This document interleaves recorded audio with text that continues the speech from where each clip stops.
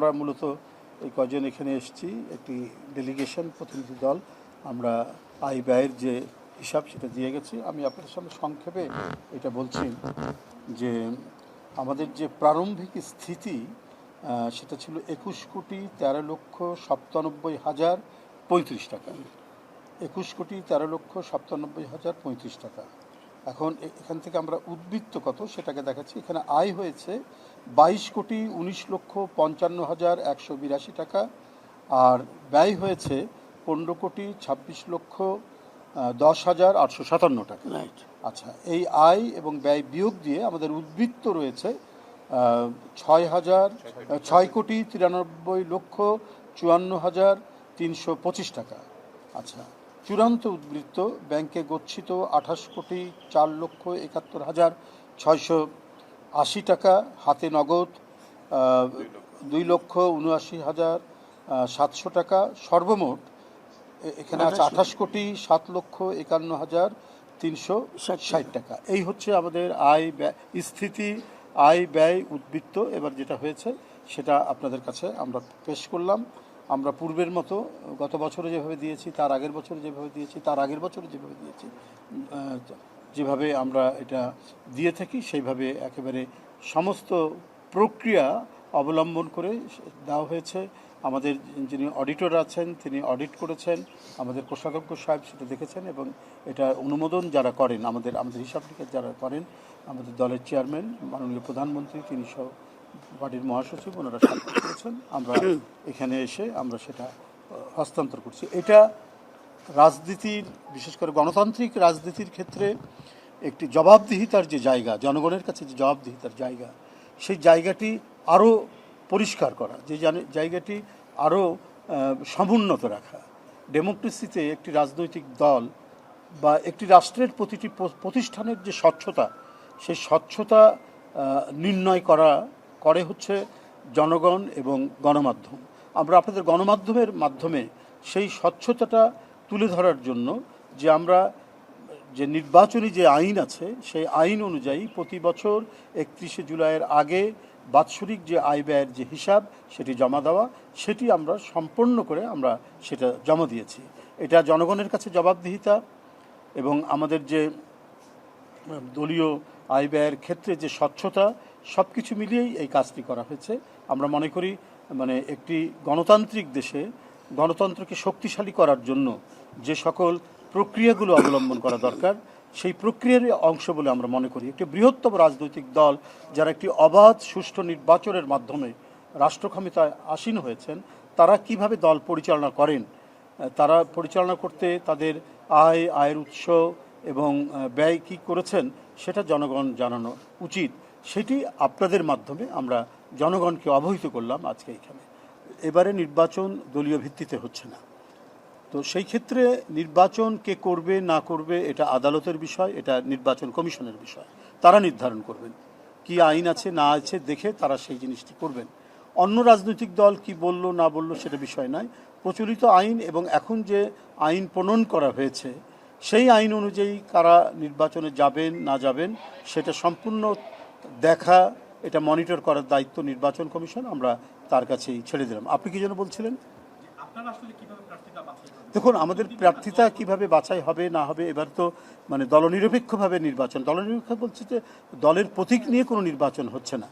তো সেই ক্ষেত্রে কিভাবে হবে না হবে সেই ক্ষেত্রে দল এবং আমাদের যে সর্বোচ্চ নীতি নির্ধারণী যে ফোরাম আছে তারা বসে পরবর্তীতে এটা জানাবেন। এখন পর্যন্ত এই বিষয়ে কোনো সিদ্ধান্ত হয়নি। এ বিষয়ে তো দলের পক্ষ থেকে ঘোষণা আছেই। দলের মহাসচিব এ বিষয়ে বলেছেন, চেয়ারম্যান মাননীয় প্রধানমন্ত্রীও বলেছেন এটা হবেই। তবে তারিখটা কবে, কোন মাসে, এইটা তো এখনও সিদ্ধান্ত হয়নি, সেটা বলবো কী করে। নিঃসন্দেহে খুব তাড়াতাড়ি আমরা আশা করছি অতি সত্বর অতি শীঘ্র কাউন্সিল হবে এবং সেটি আপনারা জানতে পারবেন, এবং ডেট এবং মাস তারিখ নির্ধারণ হলেই আমরা জানিয়ে দেবো আপনাদের।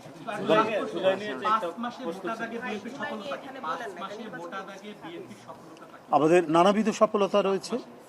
যে কমিটমেন্টগুলো ছিল নির্বাচনের প্রাক্কালে, আমাদের দলের চেয়ারম্যান জনগণকে উদ্দেশ্য করে 31 দফার মধ্যে নির্বাচনী ইস্তেহারের মধ্যে যে কথাগুলি বলেছেন সেগুলো ক্রমাগতভাবে বাস্তবায়ন করা হচ্ছে এবং এটার জন্য তীব্র মনিটরিং করা হচ্ছে। আমরা যারা মানে মিনিস্ট্রি সরকার ঠিকমতো করছে কি না সেটা দেখার জন্য আমরা যারা অ্যাডভাইজার আছি আমাদেরকেও তিনি বলেছেন যে আমরা প্রায় সময় বসি এবং সেটা নিরীক্ষণ করি। ইতিমধ্যে আপনারা জানেন ফ্যামিলি কার্ড, কৃষি কার্ড মানে কৃষক কার্ড, তারপরে খাল কাটা কর্মসূচি এগুলো হয়েছে এবং জনগণ যাতে স্বস্তি পায়। একটি নির্বাচিত সরকার, জনগণ যাকে ভোট দিয়েছে যে সরকারকে, তার তো জনকল্যাণে জনস্বার্থে অনেক পদক্ষেপ নিতে হবে। আপনারা দেখেছেন সেই ক্ষেত্রে যে ক্রমাগতভাবে অসংখ্য মানুষ হৃদরোগে আক্রান্ত হচ্ছেন এবং অনেকে মারাও যাচ্ছে। তো এই হৃদরোগে আক্রান্ত হওয়া মানুষের জন্য প্রথমে যে ইন্টারভেনশন যেটা দিতে হয়, মানে টোটাল সার্জারি করার আগে ইন্টারভেনশনে রিং লাগে, সেই রিংয়ের উপর যে ভ্যাট, সে ভ্যাট প্রত্যাহার করা হচ্ছে। অর্থাৎ যে রিংটি কিনতে ট্যাক্স এবং ভ্যাটও আছে, এগুলো হচ্ছে 10,000 টাকা বাতিল করা হয়েছে। 10,000 টাকা পর্যন্ত কৃষি ঋণ না, আমি বলছি একটা একটা করে দাঁড়ান, ইয়ে করেন না। তো সেটা করা হয়েছে এবং তাতে যে ধরুন 2,20,000 টাকা বা 25 বা 2.5 লক্ষ টাকার মতো লাগতো, সেই জায়গায় এখন অনেক কমে যাবে। 1,20,000, 1,90,000-এর মধ্যে আপনি ওটা পাবেন।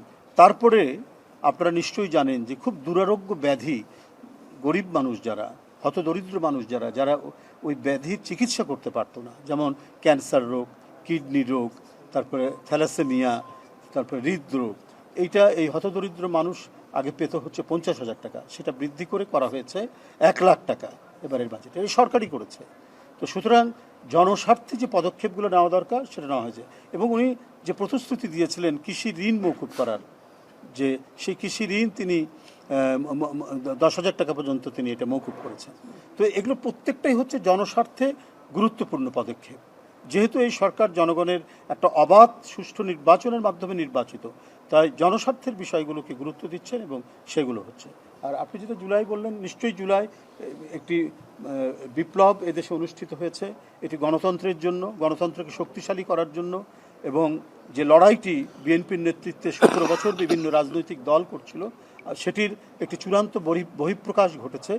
মানে ছাত্র নেতৃবৃন্দ, কিশোরী ছাত্ররা তারা রাস্তায় নেমে এসেছে, আত্মহুতি দিয়েছে, নিজের জীবন দিয়েছে, নিজের জীবন উৎসর্গ করে যে অবাধ সুষ্ঠু নির্বাচন, তত্ত্বাবধায়ক সরকার ব্যবস্থা পুনর্বহাল, সংবিধানে ইত্যাদি যে ইস্যু নিয়ে যে লড়াই করছিল রাজনৈতিক দল বিএনপির নেতৃত্বে, বিশেষ করে দেশনেত্রী বেগম খালেদা জিয়ার সেই অপরিসীম তার যে সাহসী নেতৃত্ব এবং ভয়াবহ নিপীড়ন নির্যাতন সহ্য করে অসুস্থ হওয়ার পরেও যিনি বিচ্যুত হননি তার আদর্শ থেকে, অর্থাৎ পূর্ণাঙ্গ গণতন্ত্র, সত্যিকারের গণতন্ত্র, প্রকৃত গণতন্ত্র প্রতিষ্ঠার জন্য তার লড়াই, সেই লড়াইটা বিজয়ী হয়েছে যখন সকল শিক্ষা প্রতিষ্ঠান থেকে ছাত্ররা নেমে এসে এই জুলাই মাসে, এবং তার সাথে রাজনৈতিক দল, ছাত্রদের বাবা মা সবাই মিলে যে অভূতপূর্ব যে গণবিপ্লব আমরা এখানে দেখেছি, সেটি নিঃসন্দেহে মানে একটি নজিরবিহীন ঘটনা এবং ইতিহাসের একটি উজ্জ্বল অধ্যায় হিসেবে থাকবে।